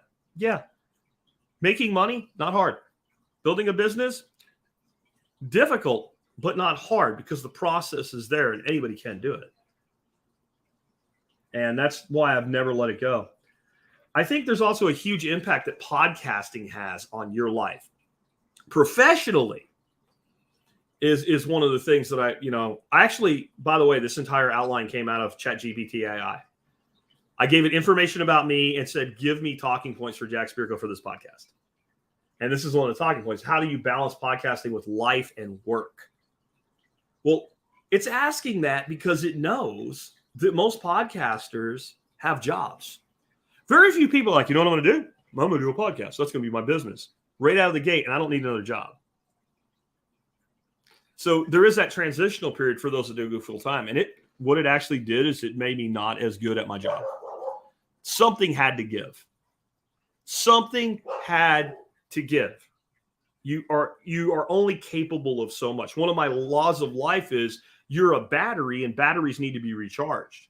When you're running 20 hours a day, you only have 4 hours of recharge. And I did that for about 18 months. And as I got closer to walking, it, honest to God, even though I was fulfilling my obligation to Nolan and fixing that company for him, I did it at a very high operational level, and I kind of tuned out on all the noise. It's all signal, no noise, as we say in Bitcoin. And so I do think that as a podcaster, if you do begin to become successful and you start to see the exit door, the term quietly quitting will begin to apply. And it's just something to know so you can think about how you're going to handle it when it does. But my personal life as a podcaster, I think a big thing that I've been willing to do is share a whole lot of my personal life with the audience on social media and all, but not all of it. And I think it's important to have boundaries and things like that. And I try to be nice when I meet people in public and everything, but there are places where I'm like, no. Like I had a guy, we show up, he's in my driveway writing a note to put on he stops by my house and he's writing me a letter. He had stopped by just to see me, but we didn't have to be there. And I was probably a little tougher on him than I should have been. The guy was also a federal agent. So like, especially if I don't know you, like, no, you're not coming on here. Like you have to have boundaries. And then you also have to have like a willingness to stop. The problem with doing your own thing is it's always available to you to do it. And if you're passionate about it, you probably will, which is why you'll be successful. There's got to be a point where you're like, this is wife time. This is grandkids time. This is family time. And that's one thing I've always done is not just have it like throughout the week on a regular basis. Like I am done now, but I have a problem and I will fix it for you tomorrow. Right. But I have certain things like when my wife and I go on vacation, we might post some pictures and stuff like that, but it's what anybody else would do. It's not working in on the business. Or I shut down, as many of you know, from a little bit before Christmas till after New Year's every year. I don't do shit. Sometimes I put rewinds up or something, but during that time, and that's extended families in, like you have to balance. And I think this is not just podcasting. This is any serious business. You have to have a cutoff point. One of the great things about our Arkansas years, we had an office because we couldn't have the internet that was worth a damn at our house. We just couldn't get it. And so our office was only an 11-minute drive, but 11 minutes is forever when it comes to closing the door and walking away from work. And there's times I think, like, would I be better off if I had an office space instead of just this extra room that I use as an office? Like, I've literally thought about, like, correcting or converting, like, a tough shed into an office that's just separated from the house. And I don't need – if I'm going to do that, I'm going to build a tiny house and figure out how to rent it out or something like that, right? But I've thought about that because that was nice. That was nice. Those years were really nice. If you're going to be a podcaster, you know, my advice to a new podcaster, I've kind of already said it: content, consistency, passion, and focus on workload over audio quality, right? Don't have ass audio quality. Go out and spend $100, $200 on a good microphone. If I was going to podcast today coming out of the gate, I would use StreamYard, which is what I'm doing now. When I switched to StreamYard, everything got easier. I get done with an episode, download a file, throw it in the editor, put it up as an audio, embed it in a post, and it's in multiple places all at once. Interviews are fantastically easy with it. This technology didn't exist when I started. Embrace the latest technology. I won't say anything more about that because I'm going to hold that for my last bullet point because it's about the future of this show. But that would be one piece of advice. The other piece of advice is whatever you set on that consistency, as I'm going to do a weekly show, then weekly, I'm going to tell you, you don't have an effing excuse to miss a week if you're doing a weekly. If I can do five a week in a car, you can do one a week for a weekly. And it is the minimum threshold of you having any potential to have long-term traction. And I honestly think it's not enough. Like 3 a week, I think is plenty. 5 a week is what I do because I had people in the beginning, you know, you should do less. You're going to burn out. Like you're asking, a guy that plays baseball how he swings, and you're telling him to change how he swings, and he's hitting a lot of home runs. He's probably not going to listen to you. That could, this is something that I was completely engrossed in. But you have to have that consistency. Don't be afraid to talk to people. Don't be afraid to ask people to come be on your show. You'll be surprised how many people you think are too important to be on your show will be on your show. But I will also say, like, if you're dealing with somebody that gets a lot of interview requests If you're dealing with somebody who is a busy person and you ask them to be on your podcast, and you're up to like episode 3, they're probably going to say no. And it's not because they're a dick. And it's probably not, no, it's not yet. And I've literally told people, go get 25 episodes behind you. Show me you're serious. And I'll come on your show. And that's kind of been my threshold, because if I said yes every time somebody asked, I wouldn't have time to do what I do. I was just asked to present at an event associated with Anarchapulco, a virtual event. I told them, you know what? I want $1,000. I ain't heard back yet. Maybe they'll give it to me. Maybe they won't. I don't know. But all I'm saying is that I'm getting weekly requests to be presenting in person, virtually, etc. And I got to have a filter. And money is a filter. And you showing me that you're serious is also a filter. And so when you're brand new, don't be afraid to go after, I don't know, for some reason, Tim Ferriss came into my head, or I had Gary Vaynerchuk on my show, right? Don't be afraid to go after somebody like that right out of the gate. They might say yes. You might hit them at the right moment. You know, I've done it. I've done it for people that are on like their second or third episode. And I'm like, you know, I just had the thought this month, I need to say yes to something I would normally say no to and help somebody out, you know, in the beginning of something. And then that day, that email comes and you got lucky. A lot of you know you've gotten lucky. A lot of you know you did not get lucky on that. But you know, when I really feel good about it, you get an email. Jack, I approached you when I was on my second episode of my podcast. Asked you to be on the air with me. You said get 25 under my belt. I just published episode 40. I'm wondering if you would come on and be episode 50 for me. You bet your freaking ass I will. That person has more chance of getting me than the person who asked me when they got to 50. Like seeing them come back at it, like they were given a challenge, it was issued, they made it happen, it came back. Like new podcasters, and I'll tell you, but the other thing is, don't think that one big guest will make your show. And don't think that one big appearance on somebody else's show or in mainstream media will make your show. I was on Glenn Beck years ago, and it was a big hit. It's certainly something you can put on a speaker's agreement or something. Glenn Beck show. I was on Judge Napolitano's show. It was Houston Chronicle, Chicago Tribune, stuff like that. That all helps pad a speaker's agreement or something. But what happens, you get on something like that, you get this huge pop, and it slowly just weeds back down. And maybe you stay a little bit above where you were before it happened. But it's not worth giving up who and what you are for it. I can't tell you how many times I said no to that. Like, so the other thing is, if you do start hitting things well, you know, Doomsday Preppers, all that shit, all they wanted was to get me on Doomsday Preppers and make me look like a loon. Man, we reach millions of people. I don't give a shit. You know, back then I had about 50,000 downloads an episode. I don't care. I pay all my bills. I don't need you. But that's that liberty I was talking about again. When you get to where you have not independently wealthy, but income independent. Your income is not dependent on somebody else's decisions. That's fuck you money. That's like they say when somebody has like $1 billion, they have fuck you money. I don't give a shit what you do. It doesn't matter. But when you have a consistent income that's more than you need, you're there. Then you can say no to shit that you would have otherwise been twisted and forced into. I get an email a week or so. Hey, Jack, I met you at, or I know, and it like pitching me their bullshit and telling me how much money I can make if I sell their crap for them.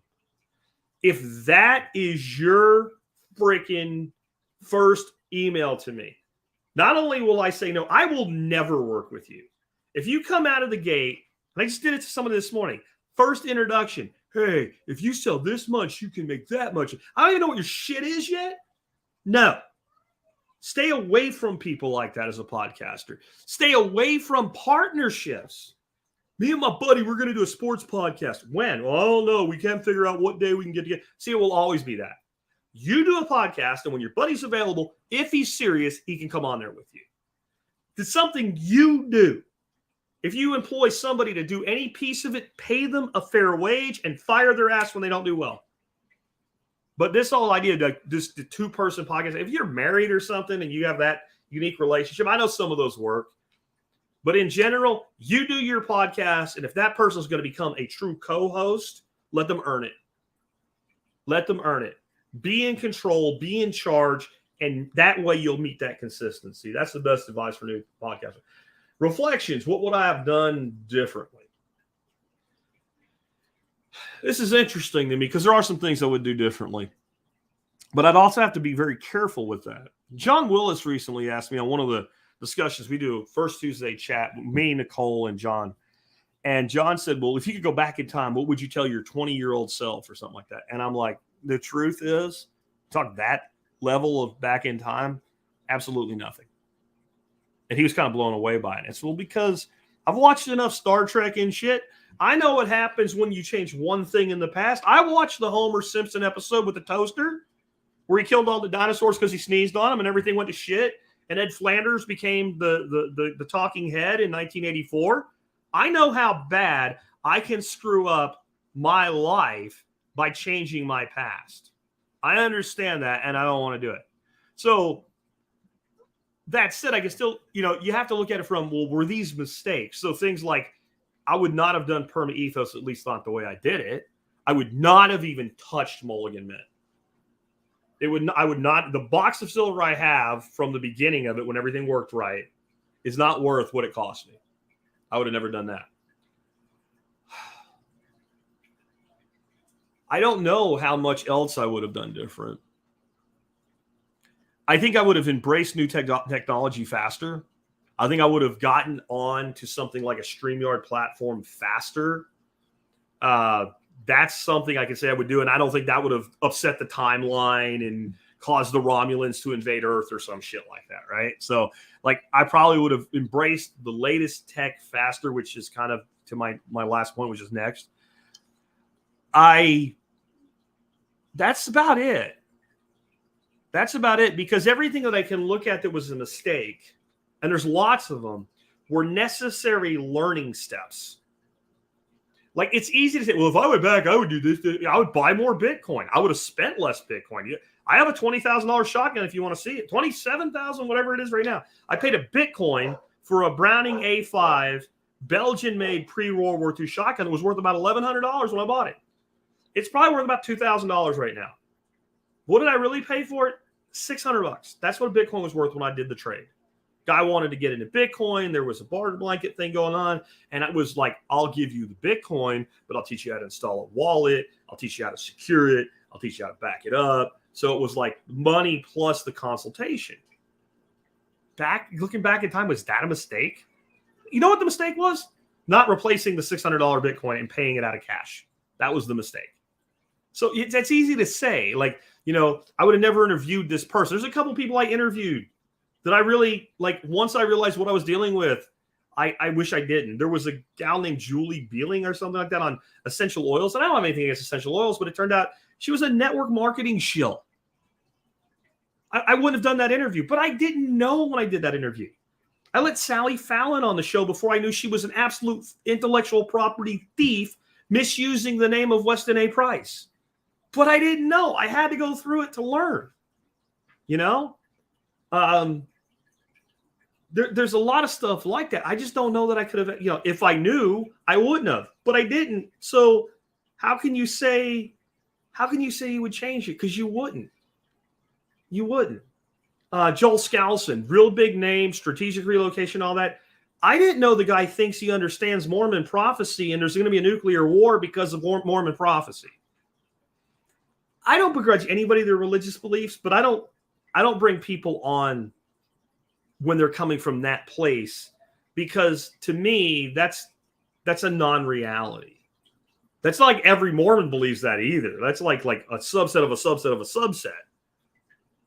I didn't know his whole thing was the Chinese are going to take over the world and torture everybody. So I wouldn't have brought him on the show. I have nothing against him. I'll speak right next to him at an event. I don't care.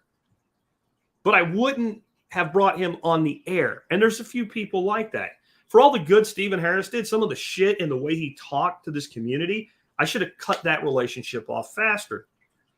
But I actually feel good about when I cut that relationship off. I don't talk about this, but I had been through it so many times that when it came down to, look, nothing against you, man, but you just do your thing and I'll do my thing. I didn't feel guilty that I didn't try hard enough as his friend to keep him around. I felt like I went well past where I should have. So that made it so like I don't know that I can honestly say there's a lot I would do different. There's mistakes that were made, but I don't know, obviously Mulligan Mint would be the one that if I knew it was going to happen, I wouldn't have done. That's the, and buy more Bitcoin. And the things that I would do differently are the things that I still do consistently the way I should have done them now. That's how you know you would have done it differently. Just because you say, well, I would have made that mistake back then. Have you corrected the mistake in your daily life? Just some thoughts. Future of the show, what's next? Long time ago, somebody made a comment on the blog from an episode. Don't remember which one it was, but it was, and I think it was Insidious, David Murphy, who said something along the lines of, new businesses always have advantages over old businesses. And it's because the new business, the new entrepreneur, the startup will always use the latest technology in building that business. They'll use whatever the best thing available is at the time. The legacy business will have ingrained legacy tech. And as I get older, again, I'm the age a boomer was when I started, right? I'm all gray now. People say I look younger, and I'm like, maybe if I dyed the beard, I guess. I do look younger, I think, because I lost all the weight. But, I don't want to be the person. I don't want to be the person who can't see the future and hides from technology. My late father-in-law, after his wife passed away, he was lucky enough to find somebody to spend, most of the rest of his life with before both of them went downhill. And she was a wonderful lady named Lavinia. And she wasn't that old when this happened, We were at her apartment. My son was there. My son was a kid yet. He was in early, first or second year of high school. He's in his 30s now to date this. And his phone rang. And he had some wacky ringtone on it or something. And she's like, oh, what's that? And he said, it's you can change your ringtone on your phone. And he said, give me your phone, I'll show you. Oh, she goes, oh, you better not. Now, I know exactly where this came from. If you're as old as me or older, you probably remember a time where if you had a phone in the house and you wanted to move it to another room, you had to call the phone company so they could come out and unplug it and plug it into a different jack. When we moved into the house we had in Pennsylvania, I remember my son going, there's a phone cable here. It's in the way. We're not going to use it. I'm like, well, unplug it. He's like, I can't get it out. What do you mean you can't get it out? You know how a phone cable works? He says, yeah, I can't get it out. So I go over, look at it, and the jack was literally stapled into the wall plate. I'm like, oh, and I had to tell him, this is what they used to do. Right? So that's where her head was. The fact that in the 70s you rented your phone, the phone company, it was still that way for her, even though we're talking early 2000s here. I don't ever want to be that person. I'm not naive enough anymore as I've gotten older to think that it won't eventually become who I am. What I want, though, is to put that off until I'm, eating oatmeal through a straw or something. When I can't, that's okay. As long as I can, I want to be willing to embrace new tech. That's why you're like, why is this 50-year-old prepper dude excited about AI? It's not that I'm excited about AI.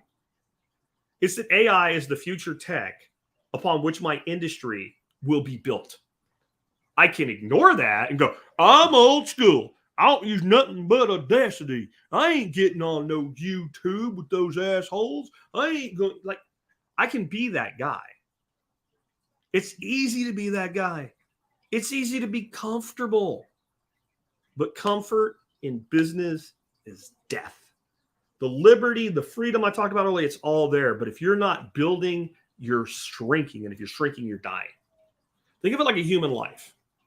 You grow, and when you stop growing, you start dying. For some people, the dying process is really short, and some people it's really long. For some people, literally for some people, they stop growing when they physically stop getting any bigger. And I mean tall, not fat. That's it. They get a job, they find a place to live, house, apartment, whatever, and then they coast to the death. They never stretch anymore. Some people grow until they take their last breath. People that get really old usually don't.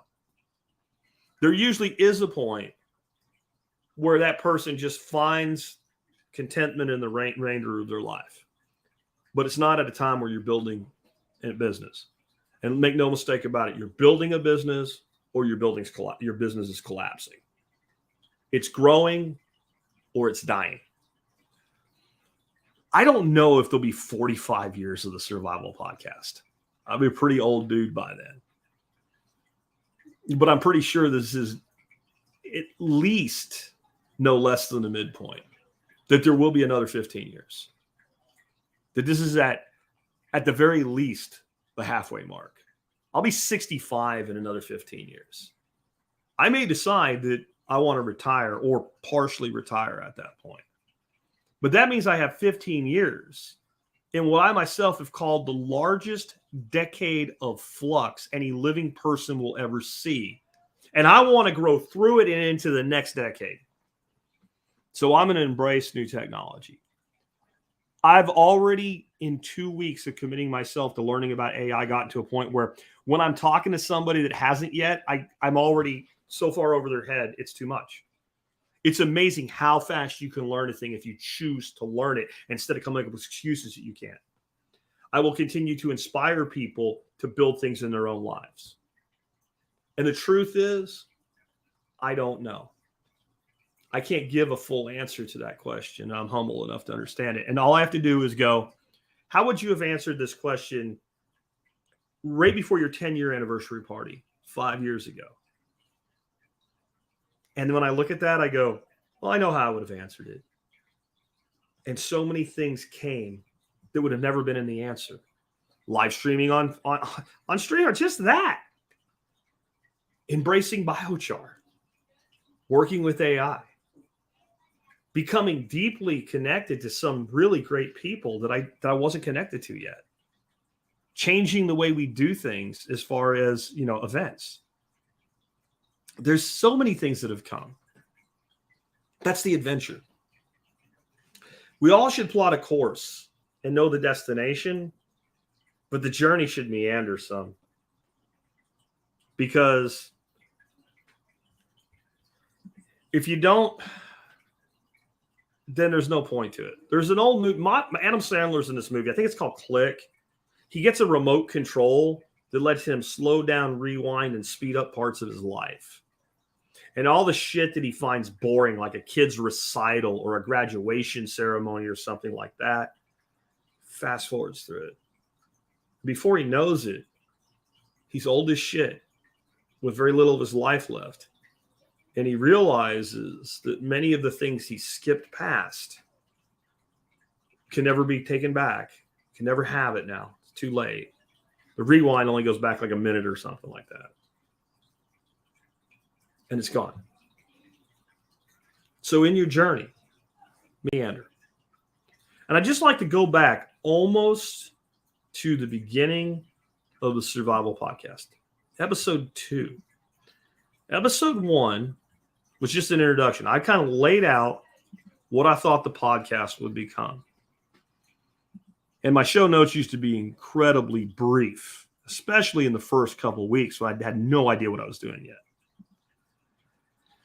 But this was episode 2 of the Survival Podcast, The Coming Financial Collapse of America. And this is what I wrote in the show notes. Unlike many survival-minded individuals, I don't believe we're going to see an overnight doomsday scenario playing out. Instead, over the coming years, I think we will see a slow and steady downward spiral of what we consider modern society. This episode outlines why I think it's coming, what it will mean for the average person, and what we should be doing to prepare for it. Do you think since June 21st, 2008, when I wrote those words and did a podcast, it was probably about 25, 30 minutes long about that subject, that we have been in a slow, steady decline? Do you know when I did that episode, I think our national debt was something like $9 trillion. It's $30 trillion now. It's pretty striking, actually, how spot on that was. So the future of the show, look to the past. We'll keep doing what always worked, but we won't turn away from new information, new people, new things, new concepts, new technology. Won't quit growing until we're done being. That's the future of the show. With that, let me take a couple questions here. It's gone kind of long. The kids everybody's loud out there. Hopefully it's not too loud on the thing. Christopher says, will you tell us what kind of equipment you use and software? I think I did that, but I use a Blue Yeti mic or a Samsung CO1U. I use both of these. They don't make the Samsung anymore, but Samsung makes one very similar to it with some additional features. I edit with Vegas. When I'm not recording on StreamYard, when I do the voiceovers and stuff like that, I still use Audacity and I use Levelator. That's it. There's like, I haven't kept anything secret. And I think that's another thing I'm really proud about with the show, that I never hid anything. My revenue model is transparent. My memberships, my sponsorships, my affiliate work, it's all as transparent as it can be. And you know what it's ever cost me? Nothing. It's not like somebody else saw it, copied it, and stole from me. And I think there's so many entrepreneurs that you're so full of shit up your own ass. Well, if somebody knows my idea, man, your idea is crap until you execute it. When you execute it, people can see it anyway.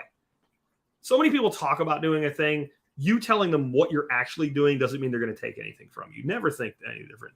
Thomas says, have you talked about guns? You've talked about guns earlier. I don't remember you talking about guns. Chambered in 5.7 by 2.8. Have you looked into the caliber 4? What are your thoughts? I think it's great for what it is. I know people really love it. The FN weighs like a toy. It's a great carry gun. It's very powerful. I don't know, guys. I like 45s. I guess sometimes I don't evolve. I like 45s, and I like the 357 Magnum, and I like the 357 SIG. So I carry either one of my 1911s, or I carry my SIG 239, and I converted that from 40 to 357 SIG. That's what I generally carry. I've also kind of got to the point, I've done shows where I talk about how many guns does a man really need, and I don't mean you shouldn't have that many guns. I just mean, like, there's a point where, like, what could I do with this money? And I kind of feel like I have enough guns. If I bought another handgun, I would look real hard at that one. Anarchy says, here's to 15 awesome years and many more. Happy 15-year and $15 super chat. Thank you, man. I really appreciate that. Crafty Mark Master says, I absolutely suck at community building and participation. What would you suggest to ease into it? Lead with the relationship. Stop trying to build a community around preparedness or a community around permaculture. Go do things where people interested in those things come and make friends. This is the same answer I've given for 15 years. I'll never change. Lead with the relationship. If you approach people like, I want to build a community where we all get together and support each other, they're going to start thinking you either crazy, tin hatter, or a Fed, or both, right? And that's just a natural inclination, Ways to build community would be things like find a local community center or something where you can rent it out or get it, for free, and run a movie night of like a permaculture movie. And advertise it on Nextdoor and invite people to come and kind of do, like, you bring a bag of chips or some soda or something. So there's food, and like maybe have one of your older kids say, we have a semi daycare environment if you have to bring your kids, and then just watch and have a discussion about something. The people that come are going to be interested in growing their own food. Jeff Lawton's urban permaculture movie would be a perfect one for that. That would be one example. But stop trying to, the reason that you can't build community when you're trying to build community is because you're forcing it. I want you to think about men probably more than women, but I'm sure women have been on the other side of this too. You go on like a first date, maybe it's even a blind date, and the person on the other side comes out real strong with, but what I'm really looking for is a long-term relationship that will eventually lead to marriage and a family. Yeah, me too, but that's not my conversation on a first date. I don't know you yet. I've known you for 15 minutes, and you're talking about you want to know whether I'm husband material or not. I ain't for you because I don't go that way. I don't move that fast because it feels forced. Like, I would feel stupid answering that question to the affirmative to a person I don't know. My answer to that is someday to someone. I don't know who or when. And so I think when you try to force community, you put somebody in that kind of a feeling state, like where you're forcing something, and it's uncomfortable. It's like a close talker. For those of you who remember Seinfeld, when somebody's in your face and you try to move and they're a sidler and they stay with you, it's uncomfortable. But if it's, hey, we're doing a thing, you want to come to it. Hey, what's your name? Where'd you come from? Oh, that's cool. What'd you think? See, then it's just normal. I think one of the things we've really lost for community is all the little social engagements. Like where I grew up, there was a bar on every corner of Minersville, and they were social hubs. There was the VFW, there was a rod and gun club, and then the churches, and all of it. There was this kind of community that just was. You didn't build community; you were part of one, and we've lost that. I don't know how to solve that though. The TSP tree must be huge. Congrats and thanks. I think looking at your podcast like a tree is a good thing. Because when you put up your first couple episodes, nobody listens to it. That's a seed still in the ground. It ain't even sprouted yet. Sometimes a tree seed takes 90 days in the ground before it sprouts. Yeah, so that's probably good. Crafty Master, do you still sport pirate chain? I still think it's interesting. I think a lot of the use cases for alternative currencies have dried up and gone away. I think the last great use case for alternative currency other than Bitcoin is privacy. I think Bitcoin's solving that problem over time on its own and eventually will. That said, for day-to-day use, if you want a privacy coin, Monero is a better play because it's more exchangeable. It's accepted in more places. I still have some pirate chain. I came out on there and said this when it happened, but CoinEx, who was the biggest, easy-to-use kind of mainstream exchange that Pirate Chain was on, said they'll be discontinuing accounts for Americans because of the American government's bullshit with KYC. And so I sold the vast majority of the Pirate Chain I had at a pretty good profit. And if you want to know where my head really is, you know what I did with every penny of it? I bought Bitcoin. I bought Bitcoin. That's what I did with it. And just give me a second.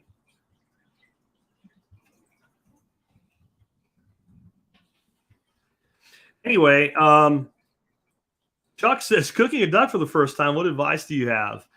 Part it out. Look up how to cook duck breast in a pan where you make the skin crispy and still leave it a little bit medium. Confit the leg quarters and make stock out of the rest. Trying to wrap up now. That's about as much as I'll do on an episode like this. Riley says, why don't more permaculture designers start permaculture landscape installation businesses? This is going to be funny. I don't think they should. I think they should do what you said. I just don't think they should call it that. I think they should refer to it as edible landscaping. Edible, sustainable landscaping. Regenerative is a better word, but this is a marketing thing. This is a marketing thing.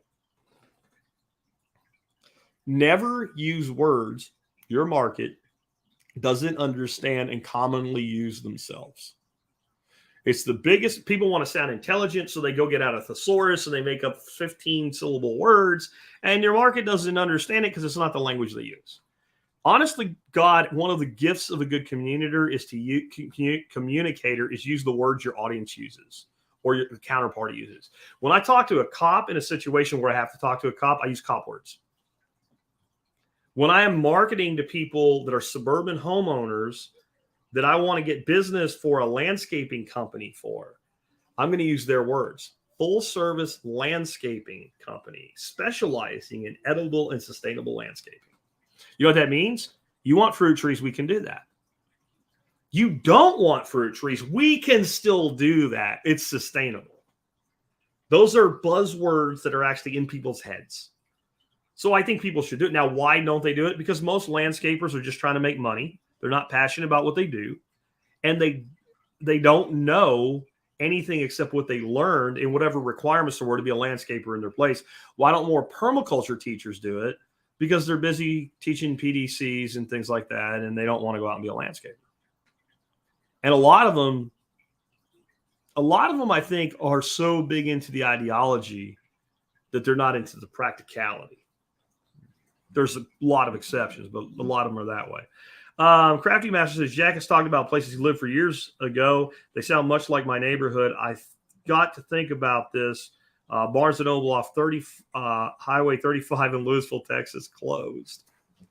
The Barnes & Noble off 35W in Louisville, Texas used to be one of my hangouts when I was a young, broke 21-year-old and I first came to Texas after I got out of the Army. I used to hang out in that place all the time. I'd buy an expensive coffee and then treat it like a library for 5 or 6 hours. And I thought that was a fair exchange.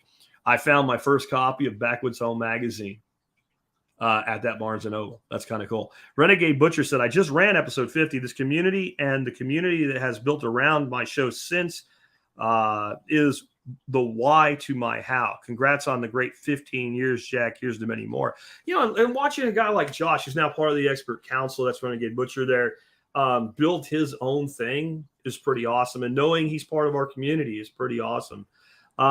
Richard says, you're a jerk. After 40 years of low-paying jobs, I bought my first house 18 months ago, and I could do that because I finally started applying the lessons I learned from you. Thank you. Thank you, Richard, for doing that and for sharing that with us. That's a payday for me, folks. What is Jack's year of birth? Is he older than me? I was born in 71. Just younger than you, bro. 72. I'll actually become 50 in a couple months. So if you look hard enough, you can find my exact birthday. I don't want to talk about it right now. I actually have never been a big fan of birthdays. I don't consider it an accomplishment to be expelled from a birth canal. Yes, I lifted that from Big Bang Theory. Anarchy said, what can one do with the Satoshi from Fold? How do they become Bitcoin? Satoshis from Fold are Bitcoin. Satoshis are just small pieces of Bitcoin. When you have enough Bitcoin in Fold to withdraw it, you send it to your own wallet, and it's yours, and it's Bitcoin. Satoshis are Bitcoin. Anyway, that's an odd one. Hanging Laundry says, Jack is just a baby. I wish I was a baby still. Sometimes I say I wouldn't go back and change things, but man, do you know how young you really are when you're 35 years old? I'm going to tell you men, 42 to 44, somewhere in that 2-year period is where your extended warranty runs out and no one calls to offer you another one. That's just thoughts on that. Anyway, guys, I really appreciate you guys tuning in today. I know this went kind of long.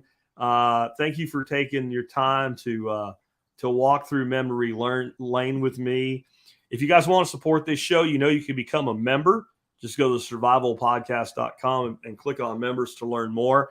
You sign up. You can help make sure there is 15 more years of Survival Podcast if you're not a member yet.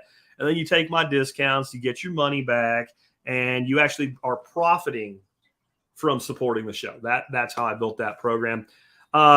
Today's item of the day for the TSPAZ catalog, because you can also support us, just start your online shopping at tspaz.com, TSPAZ, tspaz.com. If you do that, you will help us out no matter what you buy, and you can find the item of the day there too. Today's item of the day, the E-Tech City 4-pack of LED lanterns. I won't say much about these. They're on sale today for like 15% off. They're a great price all the time.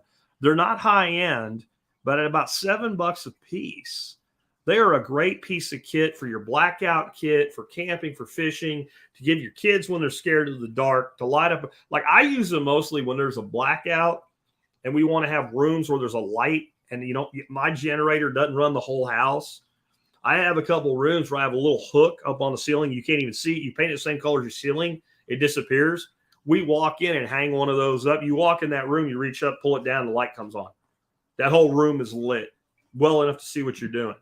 That's one of the main ways we use them. But I've sold thousands of these, 0 complaints. Thousands.